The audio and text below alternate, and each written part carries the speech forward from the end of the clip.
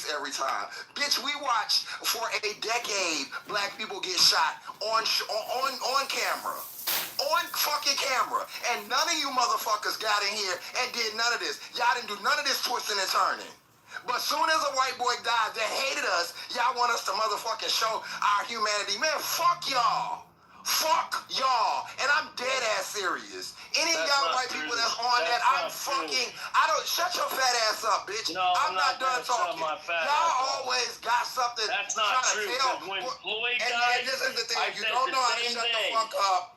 You think that you can talk over a black person when I'm talking, because y'all are so indignant. Y'all are so privileged. Nobody has ever told y'all to shut the fuck up. Be quiet. Y'all think y'all can talk over people. Y'all think when y'all get mad, the world has to stop. That's not how it goes, bitch. And I'm so sick of y'all coming in here telling black people what to do and how to feel. Fuck y'all.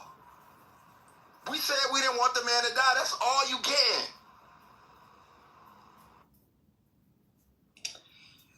Yeah. I mean, for me personally, I don't think anyone should be killed by anyone else ever. Like, that's my own ethic, right? But the conversation I would be interested in is, instead of going, round and around about this same thing of how people feel or they don't feel. We've talked about this so much. The conversation I'd be interested in having is around political violence and how we define that. Because I feel like political violence is too narrowly defined in terms of acts of physical violence. Now, speech, if you imminently call for harm to come to other people, like if you say, we should all take up arms right now and go over there and kill those people, that is considered political speech. But to me, the ambiguity is, where do you draw that line of what is considered calling for harm to come to other people? I find that to be too ambiguous, because I feel like, to me, there's a broader spectrum of what political violence is. And because of that, I feel like the statements that he made, I feel like they did engage in political violence, but I haven't really heard people talking about this part of it. So anyway, and I know there's other people who'd be like, nah, you can say anything, short of calling for somebody to shoot someone else, and then it's not political violence until we're getting physical. So that's not my perspective, but I'm just interested to hear what other people think about this. Hi, Malik. Malak, am I pronouncing your name correctly? Yes, go ahead. Hey, I wanted to say, and good morning, everybody. Couple of things. I feel like, first of all, no, nobody should be killed. I know this has been brought up a million times, but I also feel like that particular comment or statement, not from you, but that particular statement about the whether he's killed or not is almost a deflection of why we got here. A lot of what he said, and there's a whole Wikipedia section that talks about the thing, that cites the sources of things that he has said. There is political violence at a certain level.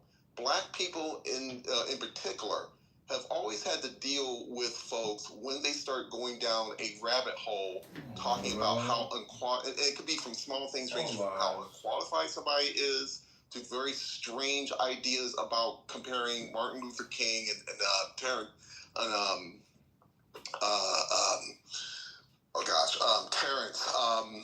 and you know who I'm talking about, the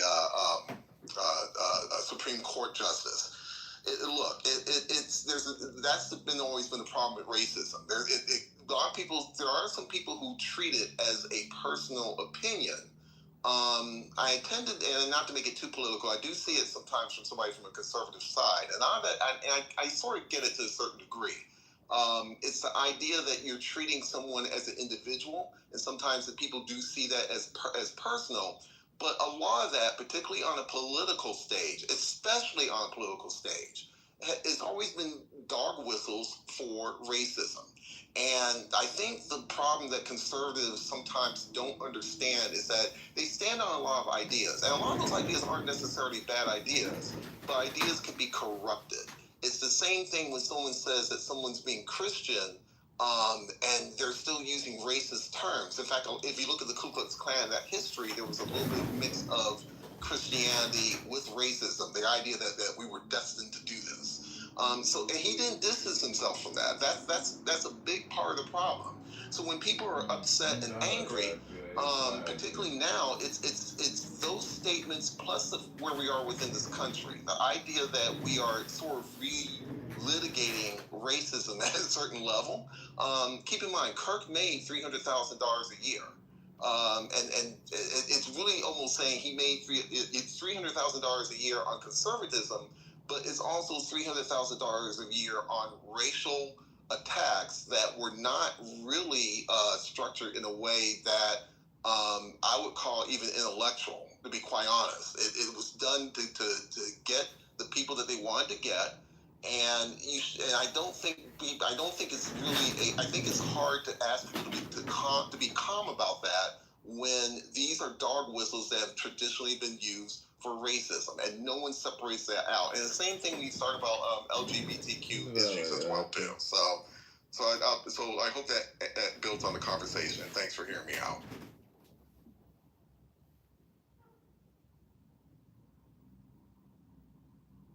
The top of the rising to you all. Good day, top of the rising, bro. How are you feeling this morning? Hey, all smiles, brother.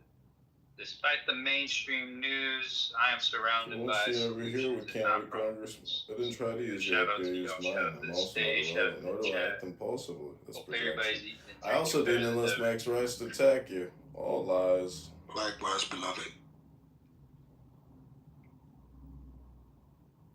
Enter the room, First Lady, and all those responsible for keeping a strong social political network going here at the Clubhouse's great room.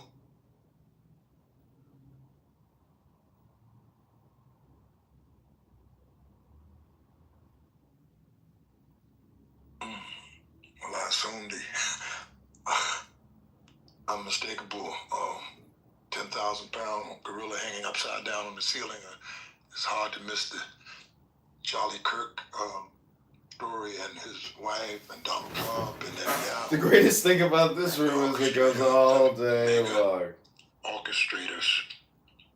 And could this all be fake news? It's a pertinent cross-examination question, given the light of 9/11 and other catastrophes. And when you connect the dots, Howard Hughes' network at TWA didn't fly the 767. They flew a 747. That was a raggedy, because the other one was not disposable. But nevertheless, we have so much going on here with Charles Kirk. This is a guy that wanted to fan the flames of diversity and not having any form of inclusion. So you understand, and I think he could have been well paid by the Donald Trump network or Netanyahu's network. They want to give this guy the Freedoms Award, one of the highest awards that he could pass out to anybody. They want to say this man is baby Jesus, a white Jesus. So all of the motives are questionable, and the news could be potentially fake, because just like that's projection. If you all remember Teddy Olson, his wife was on the 9/11 flight and disappeared and reappeared. And some folks are saying that this guy has reappeared somewhere. There's I don't know if it's fake news, all of it, some of it, but those things are definitely in the news. And I think we're just sent out to vilify we the people in a subtle manner. They would vilify our people to keep us out of the mainstream of operations in America. That's my take. I'll land my plane on the facts, as I always do, and say my mind.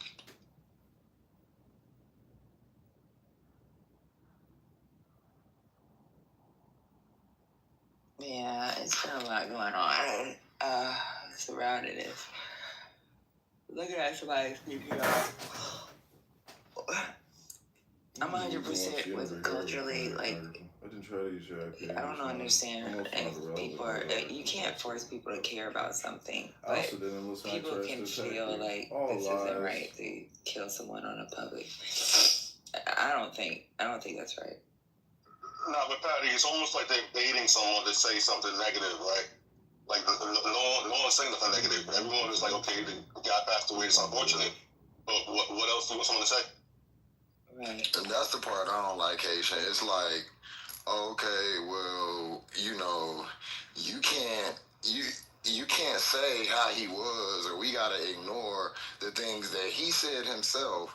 We it's given like Nazi Germany for real, because it's like you need to say this and make sure it sounds. Why would I do that? Yeah, and then if you're just saying, you don't agree with that type of violence, then it's like, oh, you guys said this. Motherfucker, you didn't say what someone said? It's weird, bro.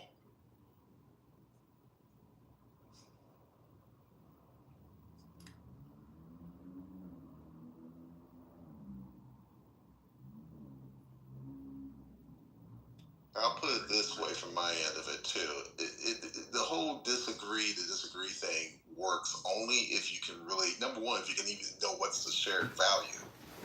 When Kirk is spouting racism, and again, like I said, clear dog whistles. Oh, hey, fellow. And with welcome to my purpose, incredible production of super stupid people wasting all their time talking about nothing. The debates are supposed Post to be the receipts in like, the shadow, fellow. Whether you build a highway across a state, or whether you build a data center, things that involve infrastructure that might impact several things down the line, a little bit more strategic. The sad part about that whole disagreement thing is that we don't apply that to those instances. We try to apply it to things that are unethical.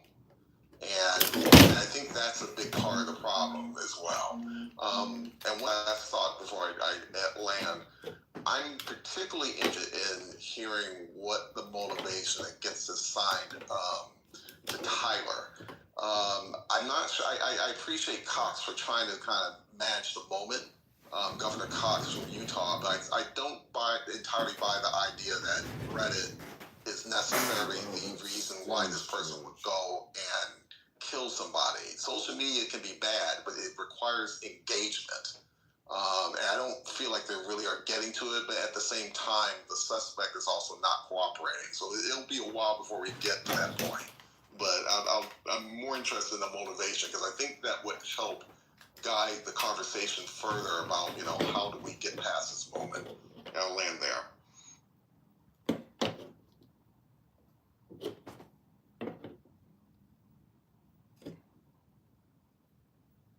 Is it going to be like a public, I'm assuming public and everything? The services? The what? What you saying about that? The service? The service? Yeah, I think, well, not the service, I know, I don't know. There's a live stream today, I think. Of this room. I think there's a live stream today. I know that there's a service in Arizona at the Cardinal Stadium, like a public. Yeah. So that part I've read online. The continuity of fake news is that the widow of Charlie Kirk. Could you imagine the assassination of John Fitzgerald Kennedy and Caroline Kennedy coming to the mic and rocking the mic, or Robert Francis Kennedy or Dr. King, any of those there attempting to equate? Immediately she runs to the mic and says, we're going to build this movement, or we're going to have a continuity, using the blonde hair and the blue eyes to say, petrify those that may criticize these actions of Netanyahu, especially with fake news saying that the guy was the ally. He many times criticized Israel, and he labeled him as the guy that was so pro-Israeli. So, but then he buys time immediately with all that war going on. We have reached critical mass and done it again. Prime time television, worldwide television. Enjoy the show, especially man. American television. tell us that this guy was his man. That was his point guard. So him and Donald Trump share a point guard in Charlie Kirk. It just has all the makings of it. I'm not saying it is fake news, but it has all of the components, much of the makings of fake news. And of course, we know that Donald Trump is the inventor, the producer, the orchestrator of fake news. And the attempt of the fake news. Donald Trump created the fake news. As a master of deception. He's the master. And public deception is one of the highest crimes that you could do as a public official, right next to malfeasance and violating or omitting the volition or the will of the people, which I land my plane on the facts as you know them to be, as always, by saying my. No, that's a good point you raised there, brother. Thank you so much. Yeah, his wife, that we've never seen a 180 like that in politics, especially in like a JFK like assassination. And then here comes the widower. Oh, my man was a good man. Let's build him up. As a mob. Anything to deflect from Epstein, anything to deflect from Gaza, anything. Anything to keep them out of jail, because they're going to go to jail. Both of them. You know? The potential is great. Possibilities may be slim.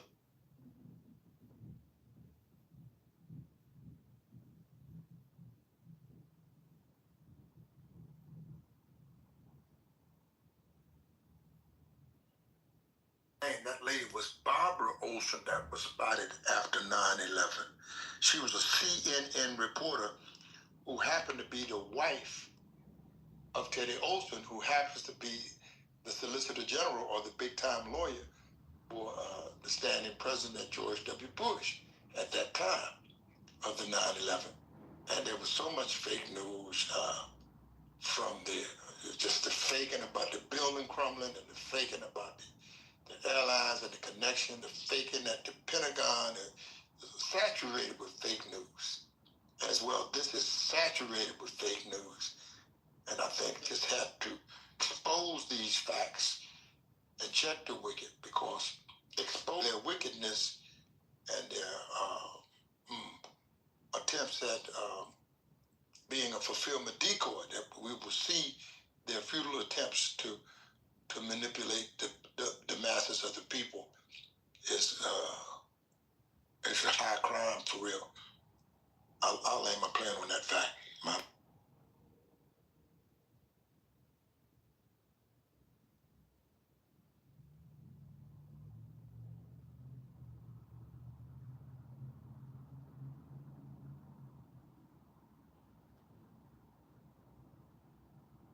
And I want to show you some of these are the real criminals that the National Guard should be going after at this hour, Mama.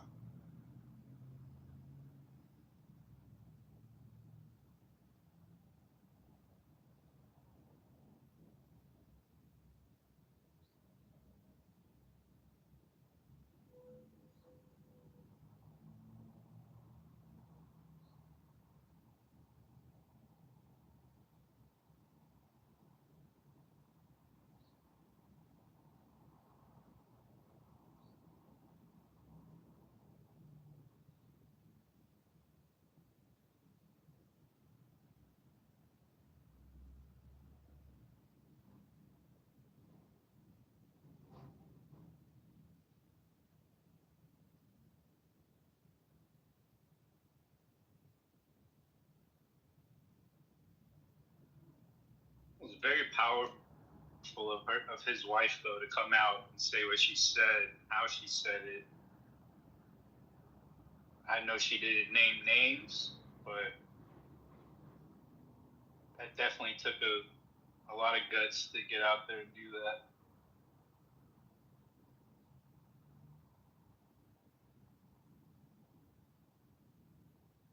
But you gotta go all the way. You gotta name names, or else, now you're a target.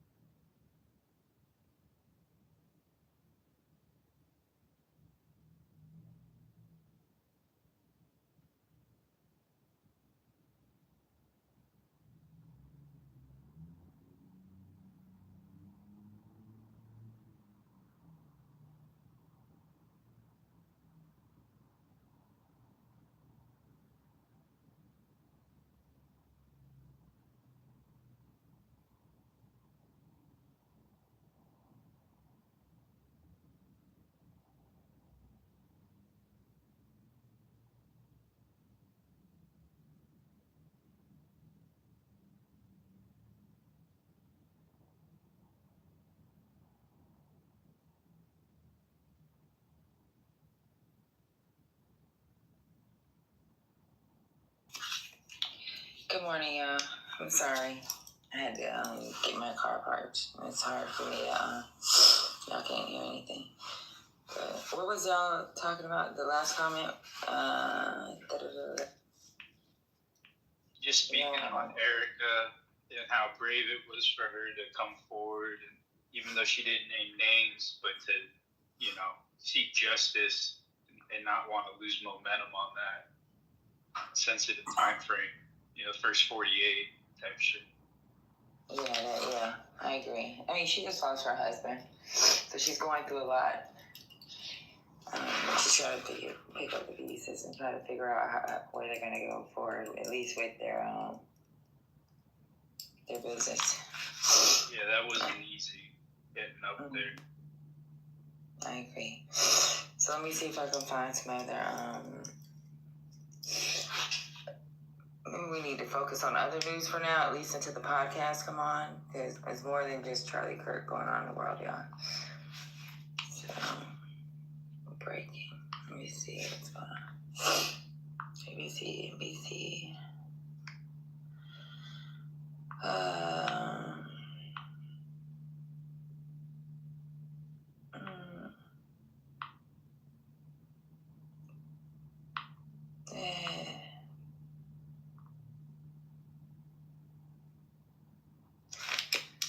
Golly, everything is Charlie Kirk. It's NBC.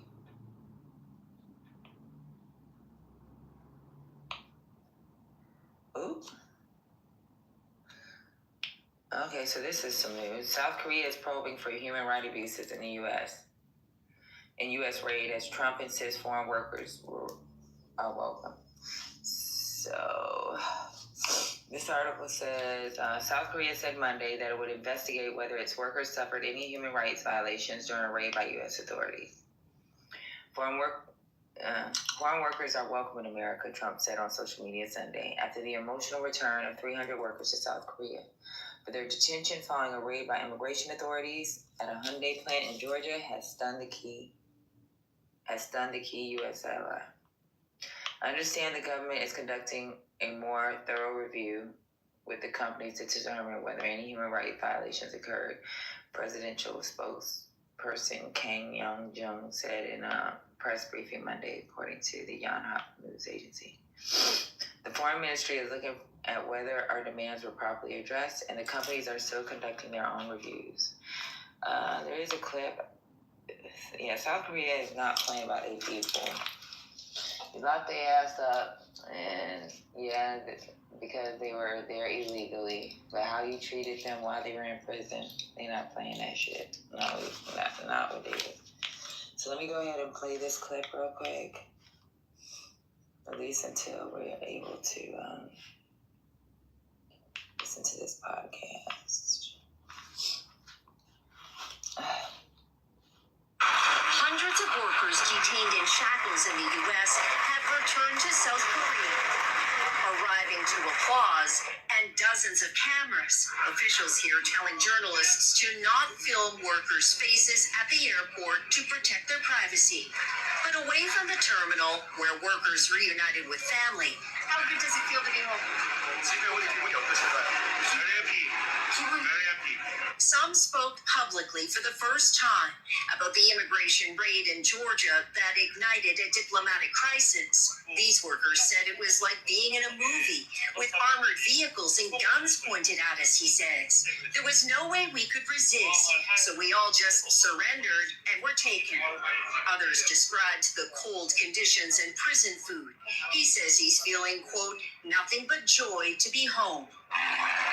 The drama started September 4th when armed agents with ICE stormed a $4.3 billion battery factory being built by Hyundai and LG. You're going to search warrant for the whole site. 475 people were rounded up there, accused by immigration officials of working illegally in the U.S.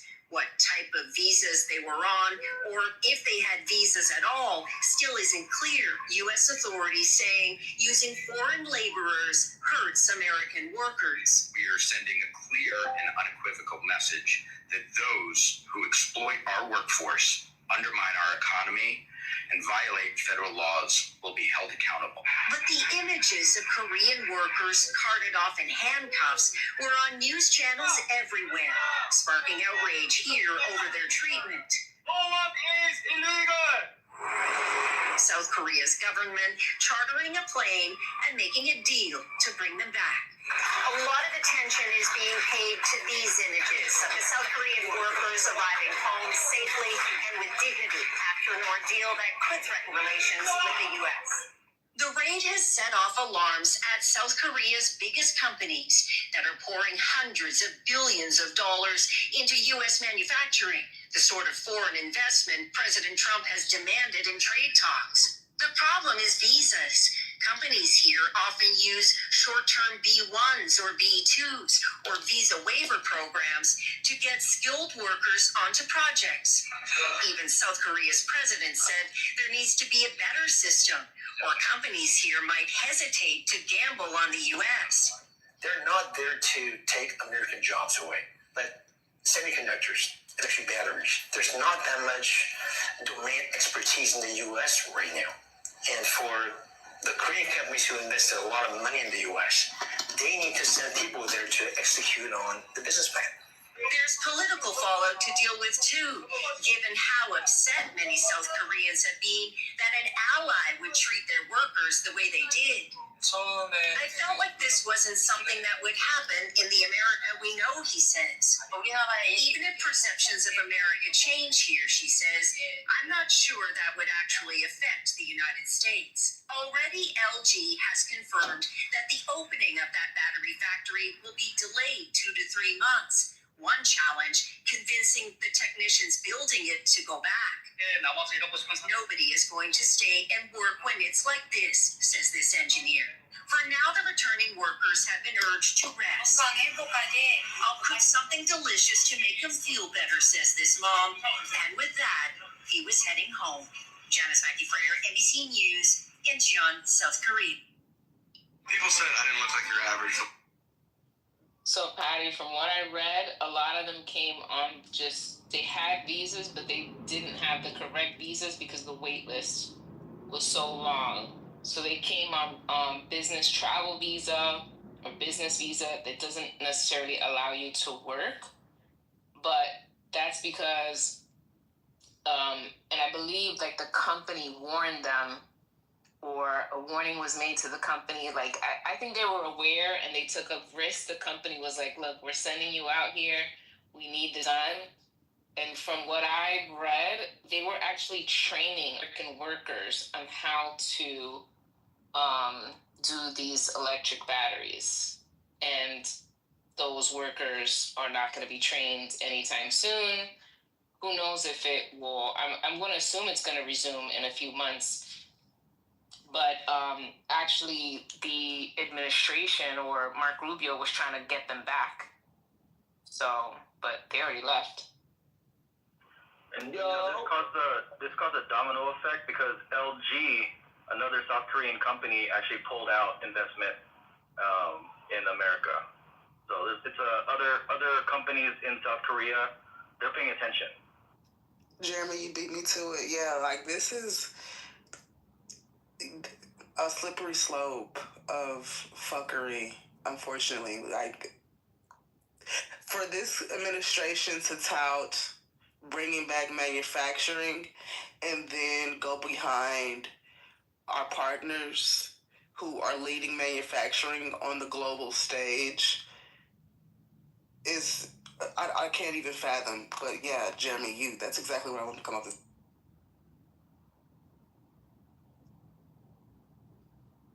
But I don't think your middle America, suburban, make America white again understands that caveat of this scope of things, Jeremy, because I don't know if you've seen the lady on TikTok who was, praising herself for the whole raid in Georgia.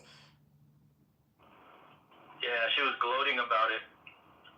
And there's a lot of people in the comments from Georgia that have family members that were supposed to be working at that factory, getting trained, getting paid, and have like a future career. long-term career in that area that it was in the comments. So it was she shot herself in the foot when it comes to her campaign. If she's trying to be part of politics, you already lost a bunch of jobs before you even got into the job.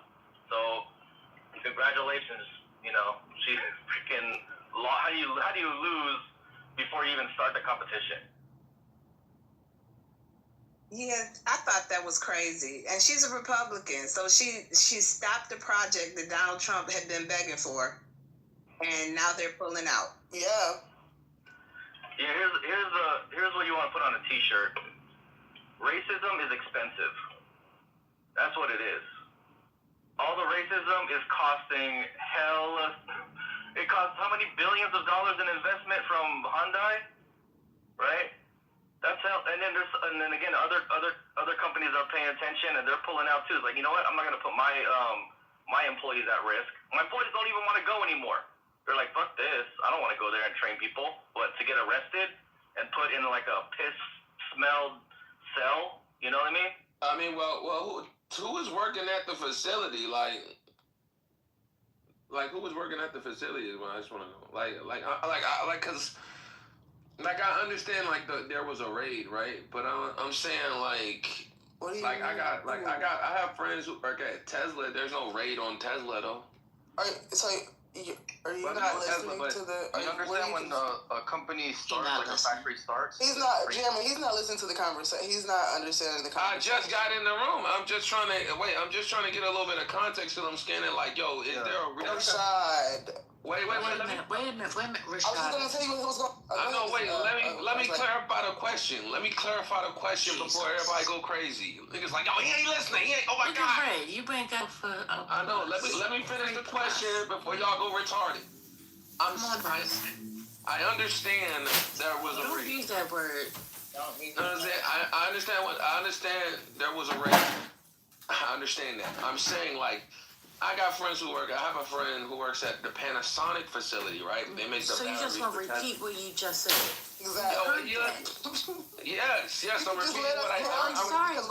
I'm repeating what I said. And we all have ADHD. I'm repeating what I said. But we don't need you to repeat what I said.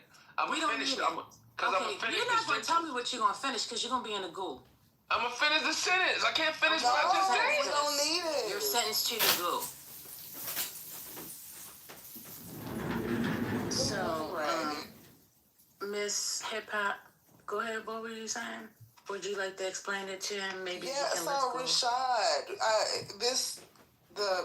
the point of view you were getting ready to explain has nothing at all to do with the raid that just happened in Georgia. And I was watching the stage in the conversation when you came in, so it was just picking up. The raid in Georgia was because of a local white woman found out about some South Koreans working there. She made a big hoopla. ICE raided them. Lo and behold, those workers were here on visas to train Americans on how to build batteries so that way Hyundai can hire and employ them. That's what we were talking about.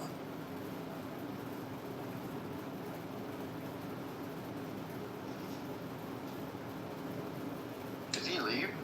How dumb can you be? Did he leave? No. Don't call him dumb. He just wasn't paying attention. The woman. Which one? No, Jeremy. First Lady put him in the goo because. Hello, Haiti. No, but Welcome to my room. No, I don't see him. We're holding Black America and gay men accountable. Finally. Thank you for joining us, Lil Haiti. They were training Americans. Ain't that what it is? But they wouldn't know that. She wouldn't know that because in her white mind, I have a bunch of Asian migrants who were in my community taking jobs for my fellow white Americans. That's how that looked to her. She didn't like it. It wasn't on brand for what her administration want their policies and what they want their America to look like. So she did what she could. And ultimately, her actions, gave us the result. Was she not working for Hyundai at all? She was like this. No, she does not work for Hyundai at all. She just lives in in the neighborhood of the factory. Oh, She wants to run for office. So Pierre, this is her grift to become known online so she can run for office. She wants to be a congressional person. Oh, that's sad. Yeah, and she cost the area. I mean, how bad does that hit the economy? Like all that investment that came in, billions. They already built like the factory. They're training people already to work at the factory. Americans that'll take over. And obviously factories that don't just come and go. Like they're gonna be there and establish careers.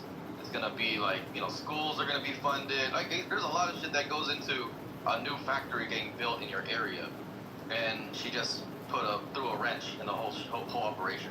No, wait a minute. Now if you're South Korea, or if you're the company, right? And you're like, okay, if more people don't want to go over there to train people, and we gotta look at other locations, you think they're gonna be looking at America to build their factories? They're gonna probably look at other alternatives, right? So I was the child that wasn't quite listening. Who's this lady and what's she running for? I heard that part.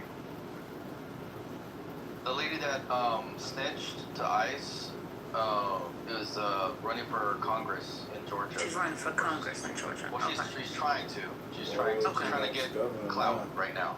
So that's why she put on TikTok that I'm the one that called the ICE on that big raid. Oh, she was bragging about it. Yeah, she was bragging about it. She was gloating. She was saying, I'm the one, I helped catch, 300, 400, illegal immigrants. And it turns out they all had visas. They were trained. I told y'all that day. I was like, they had, some of them had visas or something, because on the news that's what they were suggesting, but it was some kind of confusion. So now I'm glad the whole story has come full circle, and now we know, because at the end of the day, some of these situations, we don't have all the information, but everybody just starts going crazy. And unlike this lady, that's exactly what she did. So do you think she did some investigation, or she just got whiff of it from somebody else? I don't think she had much information, but another layer to this. Why didn't ICE do an investigation first? Right, that's exactly what How long has it been to establish a raid?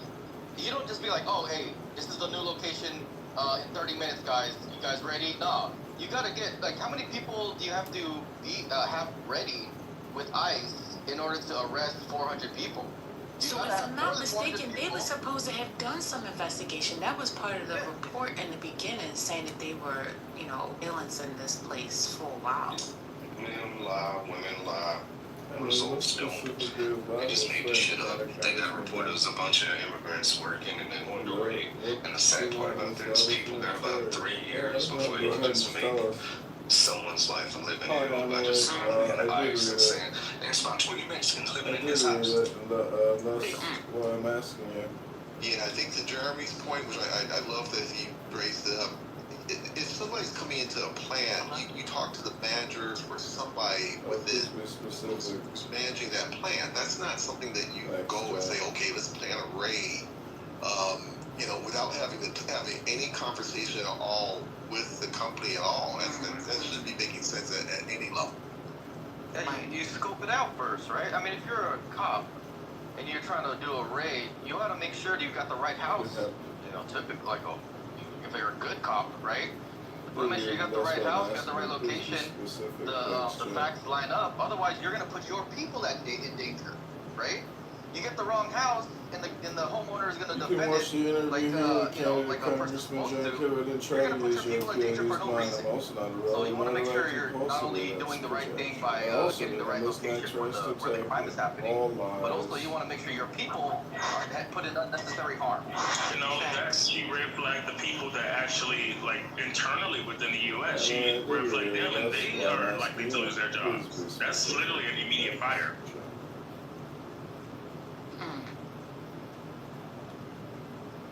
Well, so what about the people that they were training? Are you saying that they're out of a job? What's going on? They're not getting trained right now. They're like, everything's on hold. They can't train themselves. They don't have anybody left over to train. Like you only need one. Korean, the South Korean company, all of this stuff. Train the Americans. Yeah, they were training the first round of people to train the Americans. That's cool. So they're training everybody that's American because everything is in Korean, right? Everything is they're coming over and putting faith in America that hey, we're gonna train in American, but hey, we gotta at least train the first round of Americans so that way they can train the rest of the people. So they're translating basically all the training. Plus, they may be dealing with something proprietary. That usually happens within companies. If Ford had a problem training people, unless it's something that's from a shared supplier, they really are very protective about going to, let's say, GM or going to somebody else to bring somebody in to train your people. So it's to Jeremy's point, there may be something proprietary there as well. That's also preventing them from doing that. When they built our plant and they brought in the new AGV to move we use AGVs for a lot of different things. The big ones, I was working in marriage at the time, and that's where the body of the car meets the whole undercarriage, the engine, everything is connected to the car, and the AGVs were huge. It came from Switzerland. Them guys that built that thing, they didn't speak English. None of them. And they went so far as they got everything set up, they wouldn't even train the tradesmen on how to fix the AGVs if they broke down. So when you say proprietary, absolutely. Got it. Thank you for the update. Thank you. Yep, we just got finished listening to a clip. So it's South Korea? Is that? I know it's Korea. Yeah, Hyundai is a car maker in Korea. Yeah, so they are not pleased with the fact of how their citizens were treated. However, they're going back. They're going to investigate. Is that right, Patty? Yeah. Yeah, so investigate how they did it during that period of time that they were locked up. I want to welcome you to the stage. Thank you so much for joining us. Thank you for being here.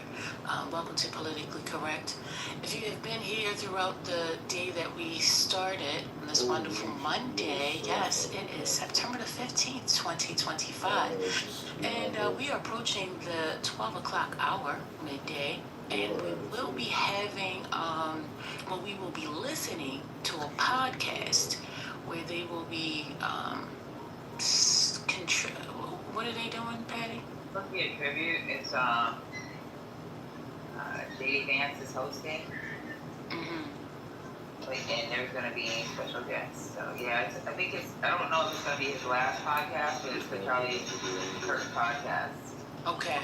So I'm sure the wife is going to pick this up moving forward. Well, according to her words, I don't know if she's going to, continue, but it sounds like she definitely has that thought in mind. Do you think so? Yeah, that's what she said. Okay. Well, the interesting thing about him, hey everybody, is that his whole thing was about women shouldn't work, right? They should be dedicated to their family and have more children. So I don't know how that's gonna work if his audience, he's built his audience on that women shouldn't go to college and all of that stuff, right? Because you don't need it, because you're gonna be at home tending to the children. So will his audience accept his wife taking over? Maybe some will, maybe some won't, but his whole thing was about men, in power and the old school family structure of women staying at home. I think it's ironic. I think it's going to be. Oh, go ahead. Wait a minute. One second. Who else is trying? So we got Pierre and Michael trying to speak. Okay. Sin, that's a really good point. I think we need to have a further discussion about that after we listen. Because I'd really like to know what people would think about that. One mic on, was it okay, Michael? Yeah, I was going to speak, but give it a mic and I'll follow up. Yeah, I think it's ironic that people like that, advocate for, women staying in the home, but they don't also advocate for the situation that made it to where women could stay in the home back when they could. And that is really good paying jobs where one income could support an entire household. And the one of the ways that made that happen was they had a 90% tax on the uber wealthy, and like I want to say like a 50% corporate tax. And because they had these high taxes, corporations and individuals were incentivized to spend money so they wouldn't pay taxes, and so they paid people a lot more. So it's kind of ironic that they want one side but don't want the side that actually makes that side work.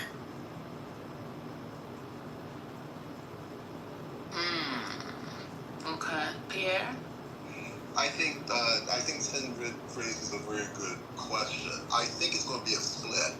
I think the men who want women to work at home will not follow her. That's more of a manosphere type problem, and I think that Kirk has sort of attracted that. Charlie Kirk attracted that in his audience. That's also, and Trump to a certain degree, to be honest with you, because otherwise he wouldn't see the split that we saw with black voters, with black men voting for Trump.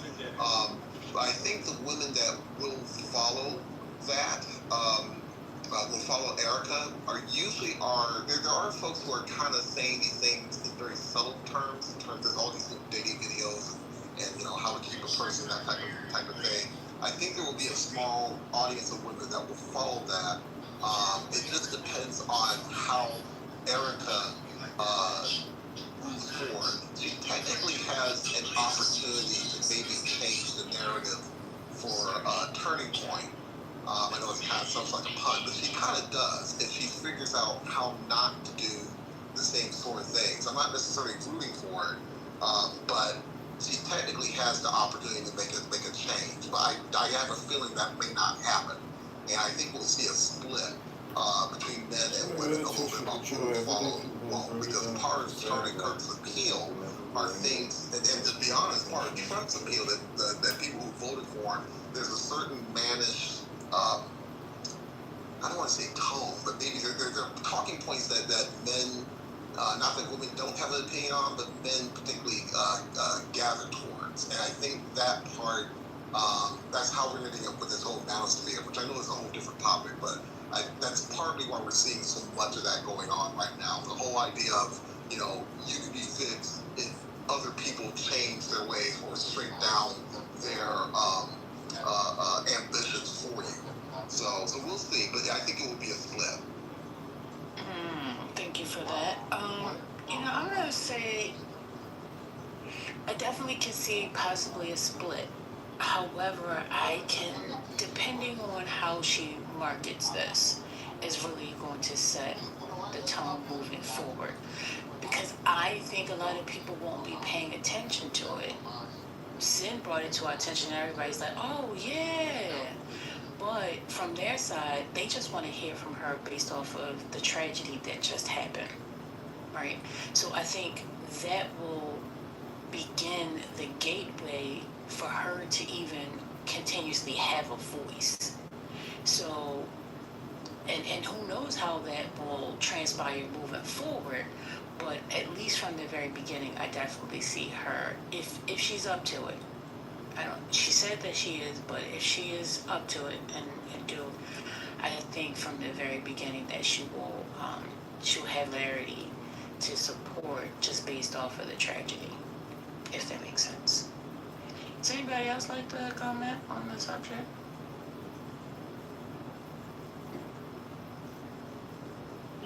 Good morning, everyone. I would like to comment. Good day. I would like to comment on the Hyundai. I commuted back and forth to work, and I saw the plant being built from the ground up, and the massive amount of work that they put into that facility is phenomenal. I passed through there a couple of weekends ago, and their parking space is just as big. And I only saw a few cars, so I guess those were the people that were training. But I said that to say there's no amount of the job that won't even, I don't know, this area I live in Marjorie Taylor Greene's district. And this area was building before she was reelected.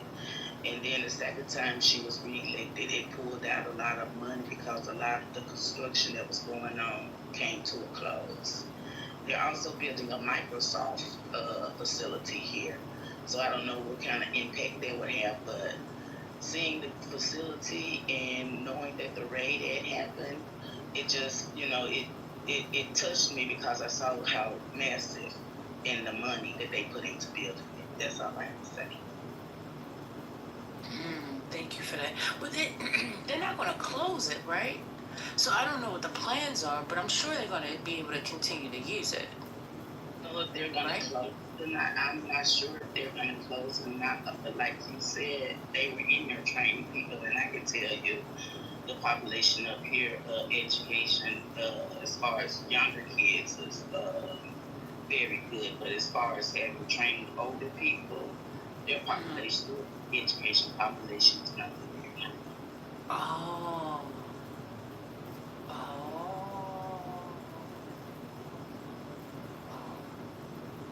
Okay, Plum.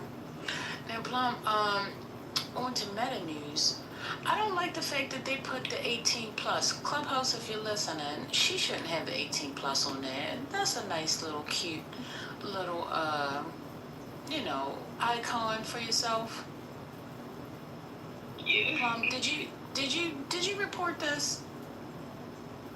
We did several times, but I really no response from it. No. Well, I hope the response that you need soon. And thank you for days. You should come on the stage more often. We don't get to hear from you. Yeah.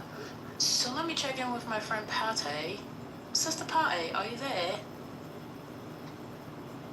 Yeah, hold on. Let me look on Spotify real quick. Okay. Have it up. Just trying to see if they. I just want to let y'all know that the pastors are fighting. Really? Where? So it's 3 pastors. Mm-hmm. So obviously we all know Pastor Brian. So one pastor from Chicago is defending Mr. Charlie Kirk. And then Brian and another black pastor is giving him the smoke. Oh no. Yeah. Now why can't we just sit this one out? He called Pastor Brian a wolf. Not in sheep's clothing. Oh yeah. Yeah. Just be quiet. I definitely have all 3 of the links whenever y'all ready. Why we want to get him back home?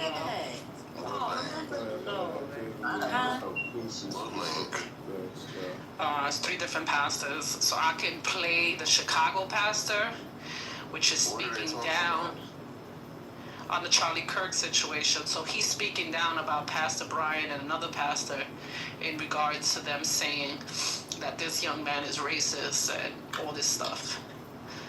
And Pastor Brian, he goes and tells Pastor Brian, post a video of this young man being racist. So, Pastor Brian, he gave him a few videos. And then there's another pastor. But it's 3 different pastors. That's why I said it's a fight going on with the pastors. Y'all remember? And they're all black. Wars. And all 3 of them are black.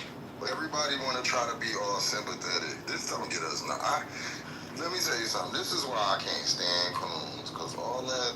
Oh no, we okay, master. We know, we love them too. And yeah, that's how the Chicago pastor sounds. He sounds like that. But is it possible that they didn't have to say anything at all?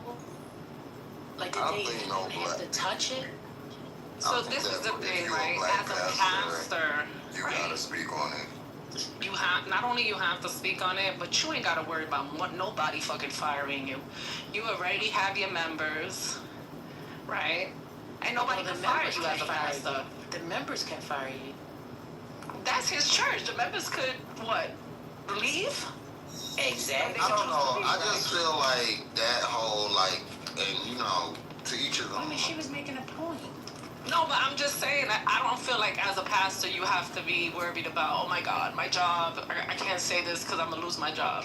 I mean, would Jesus back down from a debate? He called this devil's advocate shit. But I would definitely, I would want you guys to hear all three people and then for us to speak about it whenever you guys. Everybody. All right, so let me. Everybody gets a. Let me just finish what I'm saying. Everybody gets a benefit of the doubt, and well, maybe we gonna die doing that. We're really gonna die trying to be like, well, let's just see what they saying. We're gonna die, and I really hope y'all stop that, because that will make me so. How about that? That's not what the Bible says. I don't care. But if you didn't follow the Bible, hold on, I'm not finished talking. So the whole wait and see and let's find out, and let's just give them a chance. So many black people in this country have gotten killed doing that. Also, so many black people have gotten killed fucking with the Bible in this country. And I'll land there. So Patty, is the Spotify up? Sunday. Wait a minute, is the Spotify up or no? It's going out because I went directly to the Charlie Kirk show. To play it. I think too many people are trying to log on. Okay, keep trying. Let us know. Sandra, go ahead. Sorry. No, I was just saying, Jim and I came in with the same type of report after he came back from church Sunday, saying that the pastor that he's known forever and ever and ever was doing the same thing. So he said he had to think about it and pray about it and decide whether he's going back. Okay, so the pastor was doing what the Chicago pastor was doing. Yep. Okay, so not what Brian or the other pastor was doing. Yep, he prayed for them, saying that he was,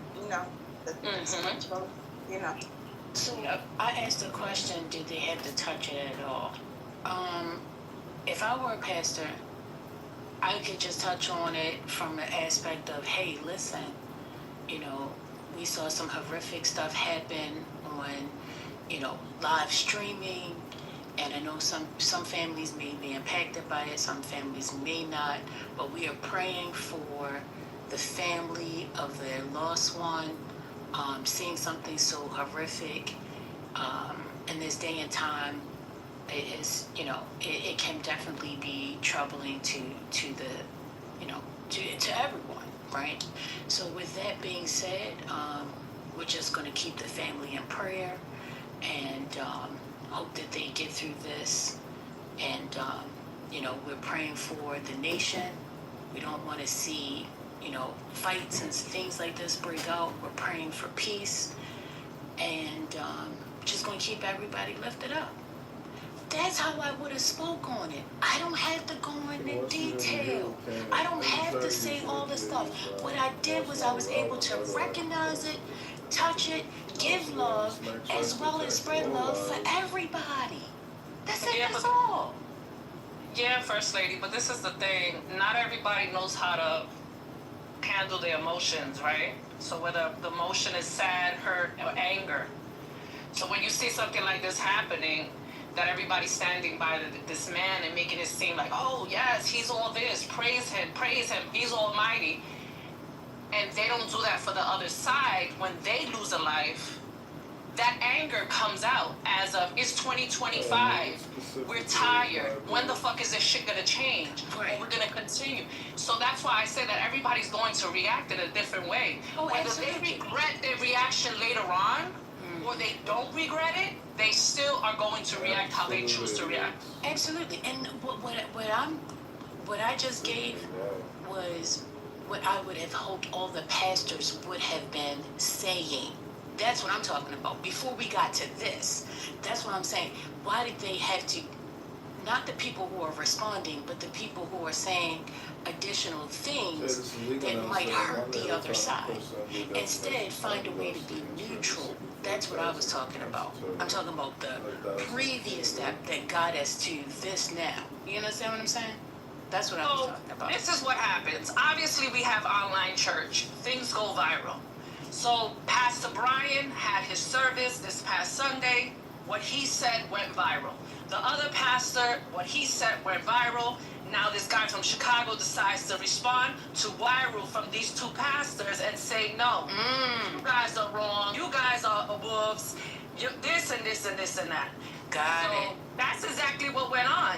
Gotcha. What I decide to tell my congregation and speak in my church, you cannot tell me what to speak in my church. This is my church. So it's not like he went on a live feed and on a rant and saying, oh, this and this the way you guys are acting. No, it was a preaching. And he put it in his preaching for that Sunday. Got it. I thought Brian. So then you hear, because he even said it. He said, I do not condone this. Anybody losing their life this way. Right. Okay, so yeah, let's listen to it. Originally, when you were first saying the story, I thought Brian then was responding to him and what he said. Oh, no, the Chicago guy's responding to them. Exactly. Okay, got it. Okay. So which one are we listening to first? Are we listening to So we're going to listen to the Chicago. So I don't know. That's why I thought that he was first and started speaking, because you said you wanted to listen to Chicago. So I was like, oh, okay. So I thought he kicked off the beef. But you're saying that he's ending the beef by responding to these other pastors that have preached through, right? All right, hold on. Let me see. Okay. Let me see.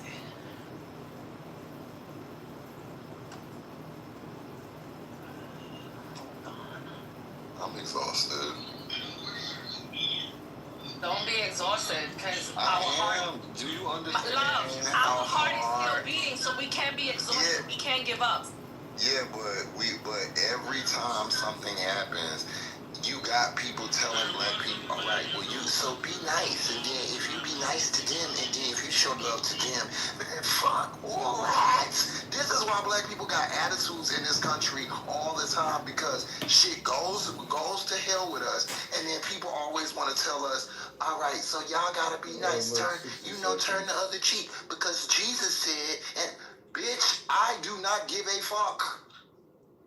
I really don't. And I understand why niggas be on edge. Because since we have had this, that's the first thing they did. Turn to black people. All right, y'all. Y'all gotta feel this way. Bitch, we ain't even do shit. I hate this country. No, I got the podcast. I had to go to YouTube because it's like crashing on his website. So, let me go ahead and play this. An incredibly brave soul. I'm not sure if you saw her remarks after Charlie died. If you haven't, I would encourage you to go and see them, because you see this raw grief and incredible courage all in the same moment. And that's what we need right now. We need to grieve, but we also need this courage in this moment more than we've ever needed it. She gave me a hug, and she was heartbroken, as of course she would be. And she said that she loved him so much. And I said, Erica, he loved you so much. He died way too young, but he died a happy man because of you, because of the family that you gave him, because of the home and the life that you guys had built together. And we sat for about an hour and we talked about Charlie. And, you know, in these moments, you don't know what to say. I'm a person who literally speaks for a living, and I had no idea what to say. And I didn't try to console her, because how can you console a person who just lost a loving husband and father? But we just talked about Charlie. We talked about who he was. We talked about some of our favorite stories. We talked about some of his idiosyncrasies and all the things that made Charlie Kirk who he was. And she said something to me that I will never forget. My wife was there. It was just me and my wife on my